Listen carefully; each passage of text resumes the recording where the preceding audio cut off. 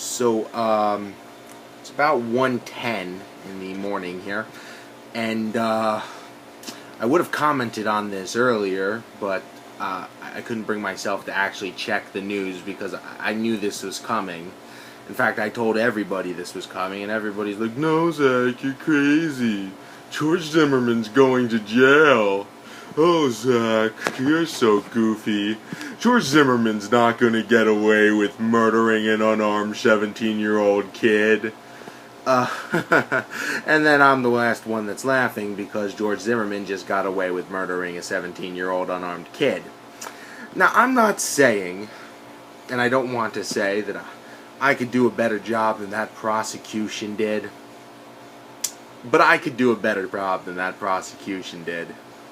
They were terrible. They were absolutely atrocious. They were all over the place. It was like good cop, bad cop in a world where good cop, bad cop actually works.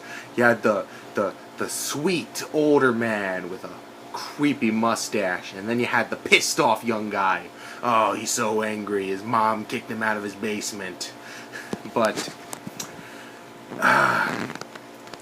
the defense went with the classic lanky ass motherfucker and bitchy conservative woman, and this ended up winning in the end. I don't really know, but here's my thoughts. Here's the woman they should have bashed the shit out of, and I don't remember her name offhand, but they had a woman come in at the end of the trial that basically was just a character witness. That the defense had. Basically, George Zimmerman went to this woman's house. It basically proved to a proper prosecutor that he had a track record of seeking out misdoings within his community and then attempting to go on a one-man vigilante killing spree.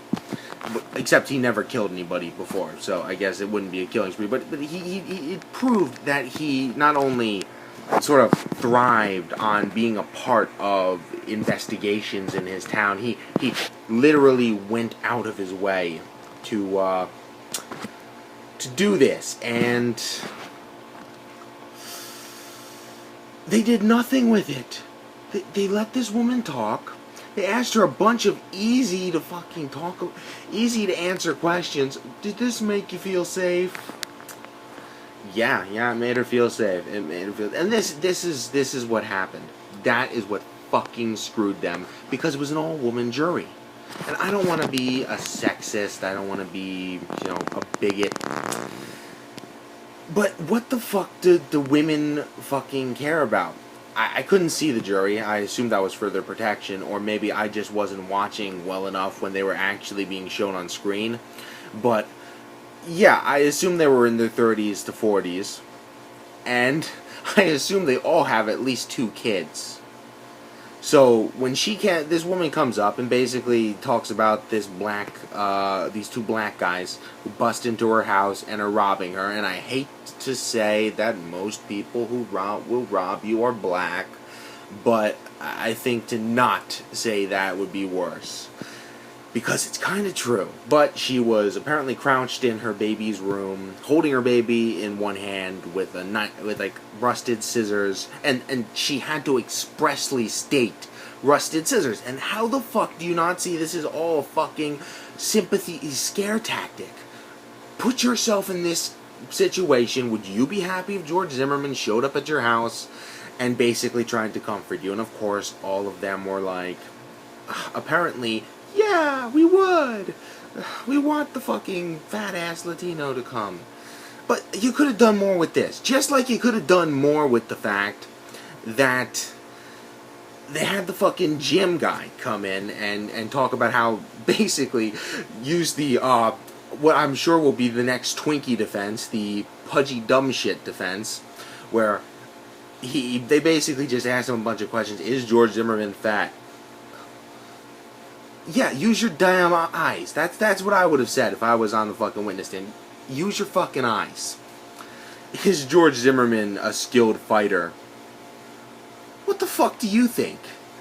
And then the prosecution, they never come back and ask the nagging question, well, it doesn't matter if he was a fighter. Did he think he was a fighter? Did he think he could throw a punch? Did he think he could kick ass? Because, to use the defense's final lines against them in their closing argument, how much did George Zimmerman need to be hurt during the attack? Did he have to have one scrape? Did he have to have one bruise? Did he have to have one little bodily harm? No. The answer was no. He didn't have to be hurt at all. The bruises were just icing on the cake. Fuck. And nobody thought to ask the nagging question, because they brought out several times, like in the hypocrisy of modern law, they brought out several fucking times in between. George Zimmerman didn't have to be hurt at all, but he was hurt, and Trayvon Martin wasn't hurt. Now, Trayvon Martin wasn't hurt, so he must have been the accoster.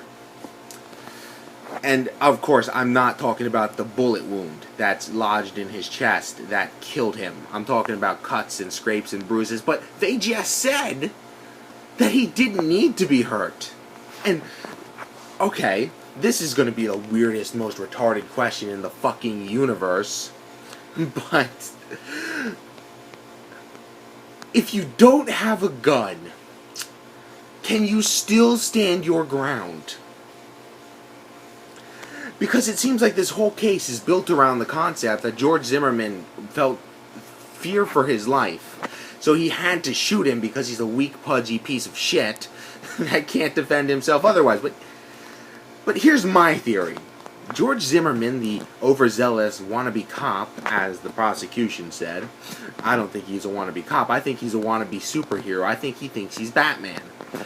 He sees Trayvon Martin, the black asshole in his neck of the woods, and he follows him. He asks him a few questions. Shit gets a little hectic, and George Zimmerman punches once, but he's a pudgy piece of shit. Then he punches twice, but he's a pudgy piece of shit. Then he punches 3 times. He's a pudgy piece of shit. He can't hit fucking Trayvon for jack fucking shit. So Trayvon then punches him back because Trayvon's black. And black kids probably know how to fucking fight. So he punches once. He punches twice. He punches 3 times. And then George Zimmerman's on his back getting the fucking shit kicked out of him. And he has to shoot himself in self-defense. But let me ask you the nagging question to that whole theory. Can you stand your ground when someone's standing their ground on you? Like, what the fuck? What the fuck did the jury expect? If Trayvon Martin was getting accosted, why didn't he use that bottle of juice to fucking beat George Zimmerman's brains in? Well, maybe because in a real fucking world, people don't do that. It doesn't work like that. And for that matter, okay, Florida, let me explain something to you. The words "and not" and "guilty" don't need to go together on a regular basis. Because I know you like to use them together on a regular basis. I know you don't like to convict anybody. And eventually, somebody's just going to cut that little fucking fishtail penis off and just float you to the middle of the ocean and say, you want to run your government like a bunch of 80-year-old fucks? You go right the fuck ahead. But I guess any of my thoughts don't matter at this point. Because he's not guilty. And you know what? It's been a few hours and the riots haven't started, so fuck, man. I was kind of looking to get myself a new stereo, but well, time will only tell if George Zimmerman gets, hypothetically speaking, seen wandering through his town and somebody feels a little threat because George Zimmerman shot a kid once, so he follows George Zimmerman to see if he's up to shooting another kid. George Zimmerman gets all pissed off at him and pushes him, and then, fearing for the person's life, they shoot George Zimmerman in the stomach. That's a perfect world. We don't live in one. George Zimmerman's going to write a book and probably get a television deal. Because we love murderers. Lord knows I'm perpetuating that logic.